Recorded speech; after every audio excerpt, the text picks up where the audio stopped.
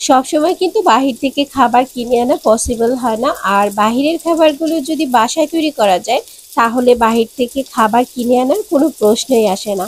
আজকে আমি বাসায় তৈরি করে দেখাবো খুব সহজে প্যাটিস কিভাবে তৈরি করবেন। আর এই প্যাটিসগুলো খেতে কিন্তু অসাধারণ হয়ে থাকে, বাহিরের থেকে কোনো অংশে কম না। কিন্তু ঝটপট কিভাবে বাসায় প্যাটিসগুলো তৈরি করবেন আজকের রেসিপিতে সেটাই শেয়ার করতে যাচ্ছি। আশা করছি আপনাদের কাছে রেসিপিটি বেশ ভালো লাগবে। আর এই প্যাটিসগুলো যখন তৈরি করবেন বোঝার কোনো উপায় নেই যে এগুলো বাসায় তৈরি করেছেন। এতটা ক্রিস্পি আর ক্রাঞ্চি হবে, যখন খাবেন তখনই বুঝতে পারবেন।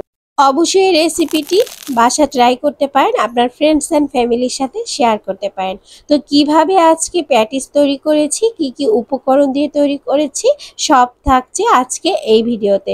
চলে যাচ্ছি মূল পর্বে। প্রথমেই প্যাটিস তৈরি করার জন্য এখানে 2 কাপ ময়দা নিয়েছি। অনেকের প্রশ্ন থাকতে পারে আটা দিয়ে হবে কিনা। হবে। এখানে 1/3 চামচ বেকিং পাউডার আর দিয়ে দিচ্ছি সামান্য লবণ। 1 টেবিল চামচ দিয়ে দিচ্ছি সাধারণ যে তেল, রান্নার যে রেগুলার তেলটা, সেটা ভালো করে এভাবে হাত দিয়ে ঘষে ঘষে ময়দার সাথে মিশাতে হবে। ময়দাটা যখন এরকম দলা পেকে যাবে তখন বুঝতে হবে মিশ্রণটা তৈরি হয়ে গেছে। আমার ভিডিওটা একটু অস্পষ্ট হয়েছে লাইটের কারণে, আমি এর জন্য অত্যন্ত দুঃখিত। আর এখানে আমি এখন সামান্য পানি দিয়ে আস্তে আস্তে করে ডোটা তৈরি করে নিচ্ছি। পুরো ডোটা তৈরি করতে আমার হাফ কাপের মতো পানি লেগেছিল। আমি আবারও বলছি, 2 কাপ ময়দার জন্য হাফ কাপের থেকে একটু বেশি পানি লেগেছিল। আপনারা পরিমাণটা একটু বুঝে দিবেন। এখন এরকম একটা পরাটা বানানোর যে ডো, সেরকম একটা ডো তৈরি করতে হবে। বেশি নরম না, বেশি শক্তও না। তারপর এরকম তেল ব্রাশ করে বা তেল দিয়ে উপর থেকে একটু ঢেকে আধা ঘন্টার জন্য রেস্টে রেখে দিলাম। 30 মিনিট পর ফিরে আসলাম আর ডোটা দেখুন এখন অনেকটা সফট হয়ে গেছে। এখন উল্টো দিকে মুড়িয়ে একটু সফট করে নিচ্ছি। আর আপনারা চাইলে হাতে একটু মথেও নিতে পারেন। এখন আমি সামান্য একটু মথে নিচ্ছি। তারপর এটাকে আমি একটু লেচি কেটে নিচ্ছি ছোট ছোট।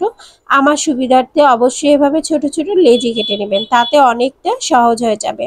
তারপর হাতের সাহায্যে এরকম উল্টো দিকে মুড়িয়ে নিতে হবে। আমি সবগুলো একইভাবে উল্টো দিকে একটু মুড়িয়ে গোল করে নিচ্ছি। এখন একটা ডো একটু হাত দিয়ে চেপে তারপর গোল রুটির মতো তৈরি করে নিচ্ছি। আর দেখতেই পাচ্ছেন আমি কিভাবে তৈরি করছি। এই রুটিটা যে অনেক গোল হতে হবে তার কোনো দরকার নেই, কোনোভাবে হলেই হবে। তারপর একটু বাটার ব্রাশ করে দিচ্ছি। আর যাদের হাতের কাছে বাটার থাকবে না, এখানে তেল ব্রাশ করতে পারবেন। তো এক এক করে সবগুলো আমি এভাবে একই প্রসেসে তৈরি করে নিচ্ছি। বাটার যদি একদমই না থাকে সেক্ষেত্রে তেল ব্যবহার করবেন, বাটার দিলে একটু ভালো রেজাল্ট পাওয়া যাবে, এটা বেশি ক্রিস্পি আর ক্রাঞ্চি হবে। তো এখন এক এক করে আমি সবগুলো একই প্রসেসে এভাবে তৈরি করে রেখে দিচ্ছি। এখন এগুলো 10 মিনিটে রেস্টে রাখার পর বাটার দিয়ে মেখে তারপর আবার খুলে নিচ্ছি। খুলে মুড়িয়ে এভাবে আবার একটু ভাজ করে নিচ্ছি। 4টা ভাজ করে এভাবে মুড়িয়ে এখন আমি আবারও 10 মিনিট একটু রেস্টে রেখে দিচ্ছি। এখন 10 মিনিট পর আমি এখানে এটা দেখুন কতটা সফট হয়ে গেছে। এখন কিন্তু অনেকটা সফট হয়ে গেছে। হাত দিয়ে চেপে এটা বড় করা যাচ্ছে, তারপরও বেলনির সাহায্যে আমি বেলে নিচ্ছি। এখন বড় সাইজের একটা রুটি তৈরি করে নিচ্ছি। আর এই রুটিটাও একদম গোল তৈরি করতে হবে, বা আঁকাবাঁকা হলেই কোনো প্রবলেম নেই। এখন আমি এটাকে এভাবে আস্তে আস্তে করে মুড়িয়ে গোল করে নিচ্ছি। এভাবে করলে প্যাটিসের ভিতর অনেকগুলো লেয়ার আসবে আর প্যাটিসটা খেতেও কিন্তু ভালো লাগবে। কিভাবে করেছি দেখে অবশ্যই বুঝতে পারছেন। এখন আমি মেন যে প্যাটিস তৈরি করার যে ডোটা, সেটাকে একটু রুটির মতো বেলে নিচ্ছে। আর প্যাটিস তৈরি করার জন্য যেহেতু আমাকে স্কোয়ার শেপ তৈরি করতে হবে, তাই গোল রুটিটাকে আমি প্রথম গোলভাবে বেলে নিচ্ছি। তারপর আমি ছুরি দিয়ে এটাকে স্কোয়ার মানে সাইজে কেটে নিচ্ছি। আপনারা এভাবে কেটে নেবেন, তাতে করে খুব সহজেই তৈরি হয়ে যাবে। এখন কিন্তু এটা তৈরি করা খুব সহজ। আর এখন আমি পুর দিয়ে দিচ্ছি।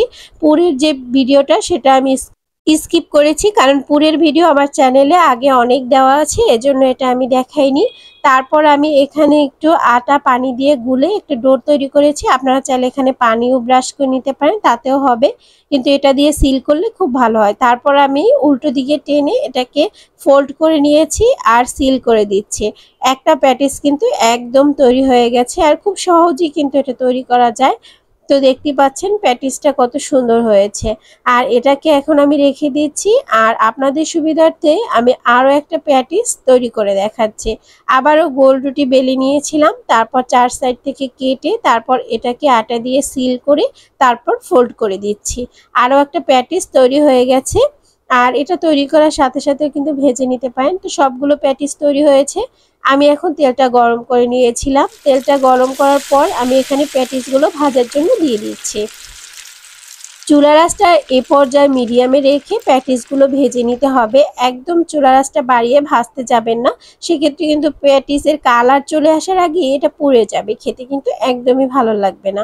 আর প্যাটিসটা যখন চুলায় ভাজতে যাবেন দেখবেন এটা লেয়ার লেয়ার হয়ে গেছে আর এটা ফুলে ডাবল হয়ে গেছে। আর এই প্যাটিসটা খেতে কিন্তু খুব ভালো লাগে। আপনারা যারা তেলটা অ্যাভয়েড করতে চান তারা এই অবস্থায় চুলায় বা ওভেনে বেক করে নিতে পারেন, তাতেও কিন্তু প্যাটিসের স্বাদ কোনো অংশে কম হবে না, সেম হবে। অনেকে তেলে ভাজা প্যাটিস খেতে পছন্দ করে, অনেকে আবার বেক করাটা খেতে পছন্দ করে। যে যেরকম পছন্দ করে সেরকম করে তৈরি করে নেবেন, তাহলেই হবে। প্যাটিস ভাজা হয়ে গেছে, উল্টে পাল্টে ভালো করে ভেজে নিয়েছি। এখন আমি তুলে নিচ্ছি আর পরিবেশন করে আপনাদের সাথে শেয়ার করছি। এই যে প্যাটিস তৈরি হয়ে গেল। তো কেমন লেগেছে আজকের রেসিপি অবশ্যই কমেন্ট সেকশনে জানাবেন। আর ভালো লাগলে লাইক শেয়ার কমেন্ট করবেন। ফেসবুক থেকে দেখলে পেজটি ফলো দিয়ে রাখতে পারেন, ইউটিউব থেকে দেখলে চ্যানেলটি সাবস্ক্রাইব করতে পারেন। তো আজ এই পর্যন্তই, নেক্সট ভিডিও দেখার আমন্ত্রণ জানিয়ে এখানে বিদায় নিচ্ছি। সে পর্যন্ত সবাই ভালো থাকবেন, সুস্থ থাকবেন। আল্লাহ হাফেজ।